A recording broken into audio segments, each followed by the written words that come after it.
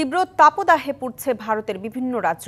এরই মধ্যে সোমবার গুজরাটের রেড অ্যালার্ট জারি করেছে ভারতের আবহাওয়া বিভাগ। পাশাপাশি দেশটির রাজধানীর দিল্লিতেও জারি করা হয়েছে হলুদ সতর্কবার্তা। আইএমডির তথ্যমতে রবিবার গুজরাটের সৌরাষ্ট্র ও কুচ অঞ্চলের কান্ডলায় সর্বোচ্চ তাপমাত্রা ছিল ৪৪ ডিগ্রি সেলসিয়াস। এছাড়া ভারতের ৫টি রাজ্যের প্রায় ২১টি শহরে ৪২ ডিগ্রি সেলসিয়াসের উপরে তাপমাত্রা রেকর্ড করা হয়েছে।